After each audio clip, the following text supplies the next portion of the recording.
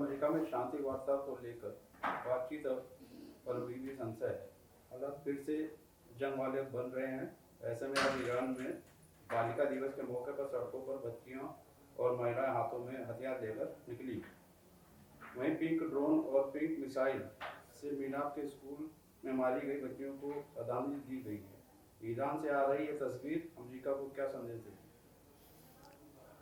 ये एक ही मैं ये से कह सकता हूँ कि ईरान में अमूमन जहाँ माना जाता था कि औरतों के साथ भेदभाव होता है, औरतों को अलग रखा जाता है, इसके बावजूद हम देख रहे हैं कि ईरान की सड़कों पर औरतें उतरी हैं और ये दिखाने के लिए अमेरिका को कि पूरा ईरान जो है एकत्रित है, इकट्ठा है और वो अमेरिका को टक्कर देने के लिए तैयार है। जहाँ तक उनकी बच्चियों के तकरीबन स्कूल की बच्चा जो 160 के लगभग मारी गई थी, उसको लेकर के भी ईरान के अंदर बहुत आक्रोश है।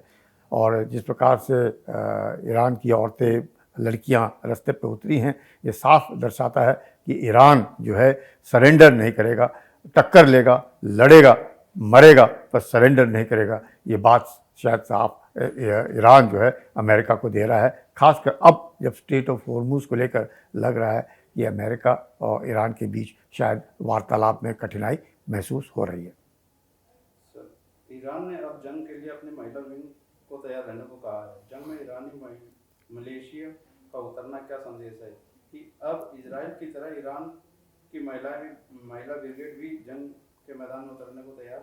ये 1979 के रेवोल्यूशन के बाद अमूमन कहा जाता था कि एक कट्टरपंथी जब सरकार आती है और ख़ासकर मज़हब को लेकर के, तो शायद औरतें जो हैं उनके साथ भेदभाव होगा। लेकिन इराक़ के साथ भी जंग में औरतों ने बहुत बढ़ चढ़ कर भाग लिया और ईरान की औरतें हम कितना भी कहें बहुत ही एम्पावर्ड हैं।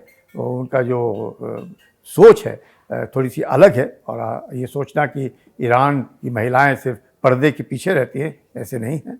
वो भी लड़ना जानती हैं और जिस प्रकार से उन्होंने अब हथियार उठाए हैं और अमेरिका के बरखिलाफ आवाज़ उठाने की कोशिश की है, ये साफ दर्शाता है कि ईरान अब खासकर औरतें जो हैं अब अमेरिका के साथ लड़ने के लिए तैयार हैं और पूरा देश अपने झंडे के नीचे अमेरिका को टक्कर देने के लिए तैयार है। ईरान की छवि दुनिया में कट्टर महिला विरोधी की रही है।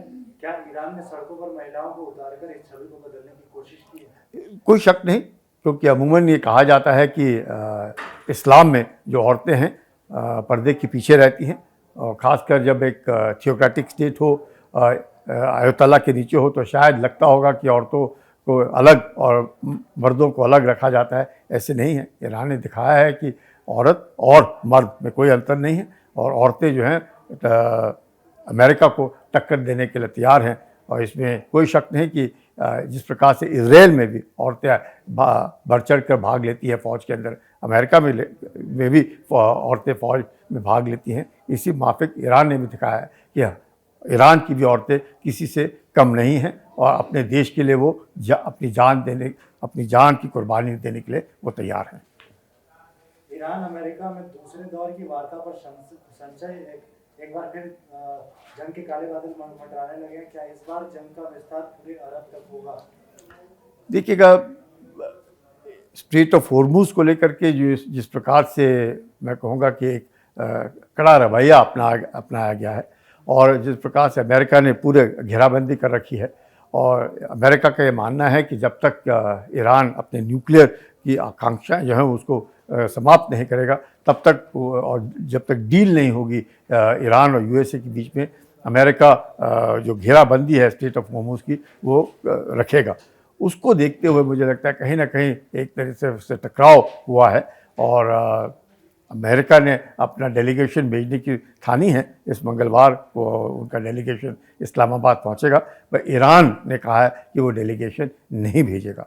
तो मुझे लगता है अब दूसरा राउंड जो टॉक्स का है उसको लेकर के जो एक दरार पैदा हुई है उससे ज़रूर पूरे विश्व में शांति को खतरा है और कोई शक नहीं कि तेल के भाव बढ़ेंगे और इसी माफिक जो शांति के सोच रहे थे पूरे विश्व में कि शांति बहाल होगी अगर अमेरिका और ईरान के बीच सीज़ फायर हो जाए, लगता नहीं और लड़ाई के माहौल जो है वो अब तेज़ी से और बरकरार और मुझे लगता है the war clouds are on the horizon.